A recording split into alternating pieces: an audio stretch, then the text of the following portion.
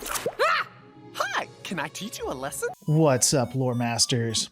Today we are going back to Lower Decks and specifically analyzing the episode Terminal Provocations.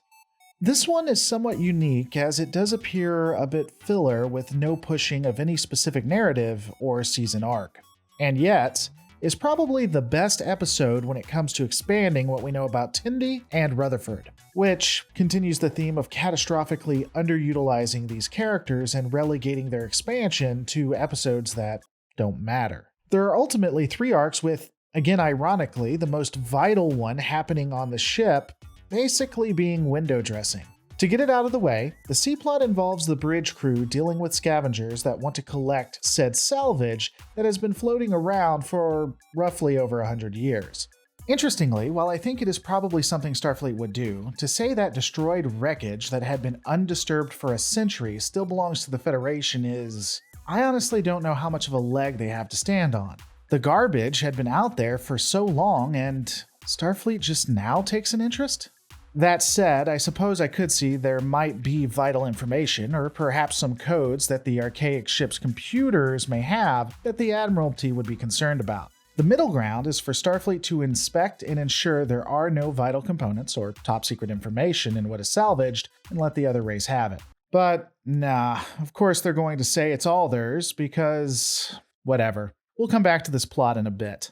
The semi-main plot involves Boimler and Mariner basically becoming more friends than associates or colleagues. We observe them grow together and how, when the rubber hits the road, they have each other's back. Mariner, let's go get our choo-choo shirts. We have choo-choo shirts? Yeah, I made us choo-choo shirts. Come on. Choo-choo!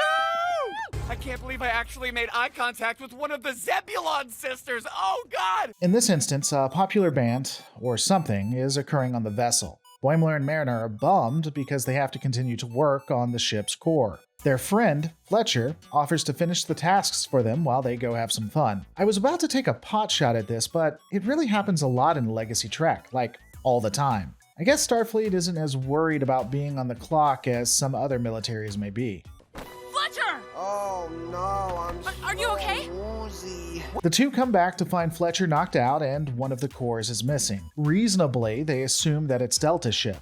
They go to confront the most vile of Starfleet only to realize they had the wrong people.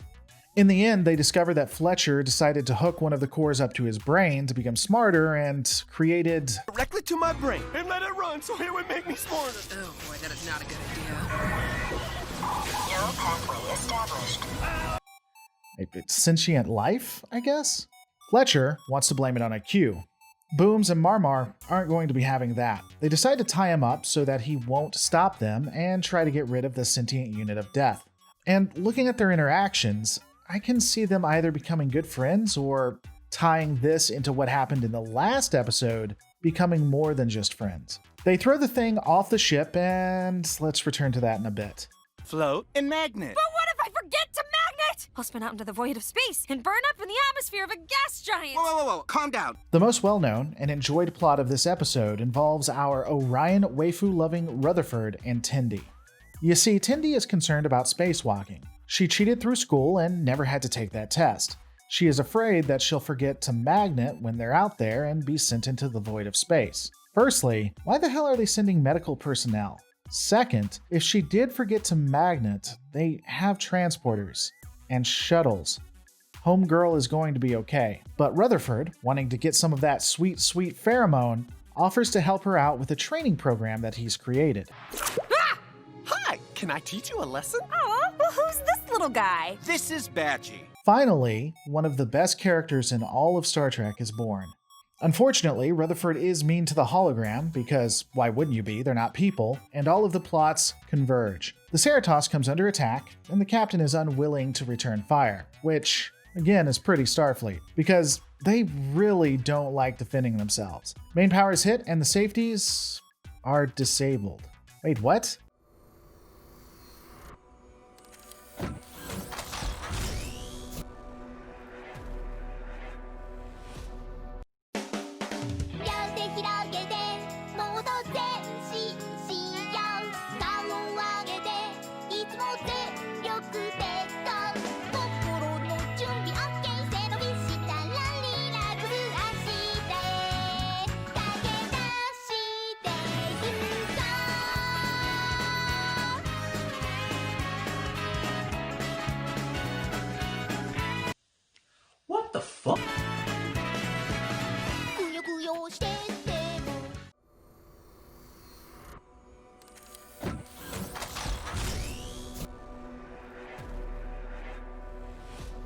Computer, re-engage safety protocols. Safety protocols are unavailable. I have never understood this. If red alert sounds, the holodeck should be disabled. Even if we assume it uses a different power source, by the way, screw you Voyager and your nonsense explanations, everyone should be at their stations. There's no reason it should still be active.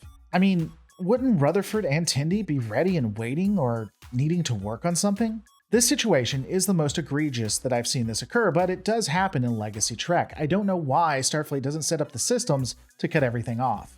Anyway, Badgie becomes an insane monster and attempts to kill Rutherford and the Orion Beauty. I won't go much into the plot except to focus here for a second. Put this on! We gotta blend in.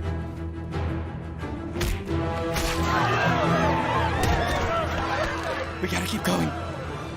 Fun? I'm gonna rip your eyes out! That fact wasn't fun! A lot of people get upset about this, saying that it goes against Trek, that it's too far. And I just guess they haven't seen Star Trek the original series, Wrath of Khan, Undiscovered Country, TNG, DS9, and Voyager, if they think that is way out of line. It's silly for either side, we are Starfleet or Fandom Menace, to look at this and get upset, at least in my opinion. Regardless, that's all I'm going to say about that, because I would suggest watching it for this segment alone. It is well worth it. Looking back at Boimler and Mariner, because of the lost core, the shields are almost destroyed and weapons disabled. Luckily, they take the core and they throw it out of the ship, I guess, and it has a life and ultimately saves them. This does get our boy promoted because people who don't deserve it generally do move up in the world. At the end of the day, it was a fun romp that expanded Tendi and Rutherford and should have been something we see more of throughout the series. Hopefully they'll use this episode and expand the characters in season 2. We're just going to have to see. But those are my thoughts. What are yours? Let me know in the comments below. Don't forget to rate, comment, and subscribe, and I'll see you on the next Lore Reloaded. We are so getting fired for this.